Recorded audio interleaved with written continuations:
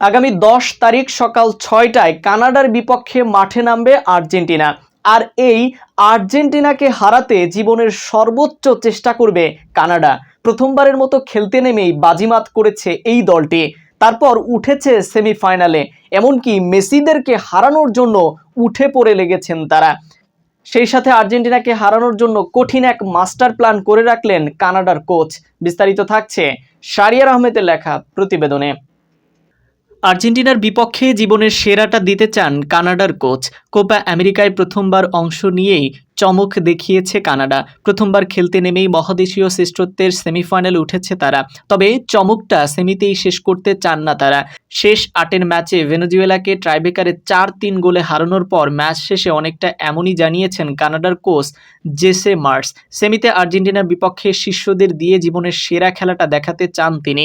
আর্জেন্টিনার বিপক্ষে মাঠের লড়াইয়ে নামতে তর সইছে না মার্সের। তিনি বলেছেন, সেমিফাইনালে বিশ্বের সেরা দলের বিপক্ষে খেলতে নামছি আমরা, এটা নিয়ে আমরা খুবই রোমাঞ্চিত।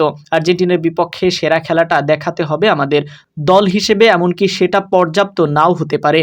এরপরই শিষ্যদের প্রতি আহ্বান জানান মার্স যেন আর্জেন্টিনার বিপক্ষে জীবনের সেরা খেলা খেলতে পারেন তারা। 50 বছর বয়সী আমেরিকান কোচ বলেছেন, জীবনের সেরা খেলাটা খেলতে চাই আমরা।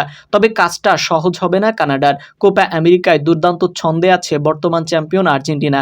এখন পর্যন্ত 4 ম্যাচ খেলে অপরাজিত আছে 3 বারের বিশ্ব চ্যাম্পিয়নরা। কানাডাকে 2-0 গোলে হারিয়েই এবারের কোপার শুরুটা করেছিল আর্জেন্টিনা। আগামী 10 জুন সেমিতে সেই প্রতিশোধ নেয়ার সুযোগ পাচ্ছে কানাডা। অন্যদিকে পর্তুগালকে হারিয়ে ইউরোকাপের সেমিতে ফ্রান্স। নির্ধারিত 90 মিনিটের খেলায় হলো না কোনো গোল। তারপর খেলা গড়ালো অতিরিক্ত সময়ে। 120 মিনিটেও কোনো ফল না আসায় ট্রাইব্রেকারে গড়ায় ম্যাচ। তাতে পর্তুগালকে হারিয়ে ইউরোকাপের সেমিফাইনালে উঠে গেল ফ্রান্স। মনে করা হচ্ছে এর মধ্য দিয়ে ইউরো কাপ শেষ হয়ে গেছে ক্রিস্টিয়ানো রোনালদোর। হয়তো আর ইউরো কাপে দেখা যাবে না তাকে। আগের ম্যাচে 3টি পেনাল্টি বাঁচিয়ে নায়ক হয়েছিলেন দিয়াগো কোস্তো। এদিন 5টি শটের একটি বাঁচাতে পারল না তিনি। ফলে ট্রাইব্রেকারে 5-3 ব্যবধানে জিতে সেমি নিশ্চিত করে ফরাসিরা। ম্যাচের শুরু থেকে আক্রমণে ছিল ফ্রান্স। শুরুর কয়েক মিনিট পর্তুগালকে দাঁড়াতে দেয়নি তারা। রবার্তো মার্টিনেজের দল ব্যস্ত ছিল বল ক্লিয়ারেন্স করতেই।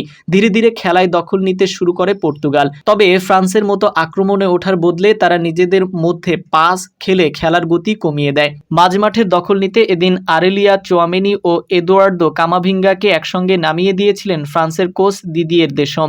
তারা অবশ্য প্রথমার্ধে খুব বেশি প্রভাব ফেলতে পারেনি। অন্যদিকে পর্তুগালের বেশিরভাগ আক্রমণ হতে থাকে বাঁ দিক থেকে। সেদিক দিয়ে খেলেছিলেন রাফায়েল লিয়াও। কিন্তু আগের ম্যাচগুলোতে দেখা গেছে লিওয়াবের বল ধরে রাখার প্রবণতা। এদিনও তেমনটি দেখা গেছে। পাশাপাশি তার ক্রস বা পাস কোনোটিতেই নিয়ন্ত্রণ ছিল না।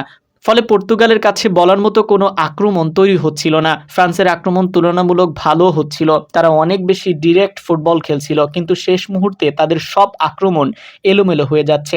পর্তুগালের ক্ষেত্রে দেখা গেছে একটি দৃশ্য। দ্বিতীয়ার্ধের শুরুতে চোট পান এমবাপ্পে। পর্তুগালের এক ফুটবলারের হেড লাগে তার মাথার পাশে। বারবার নাকে হাত বোলাতে থাকেন। অনেকে আতঙ্কিত হয়েছিলেন যে পুরনো জায়গায় চোট লাগলো কিনা। তবে কিছুক্ষণের মধ্যেই আবার ফেস গার্ড পরে মাঠে নামতে দেখা যায় তাকে। 59 মিনিটের মাথায় ভালো জায়গায় বল পেয়েও সোজা গোলকিপারের দিকে মারেন ব্রুনো। ফিরতি বলের সুযোগ নষ্ট করেন জোয়াও ক্যানসেলো।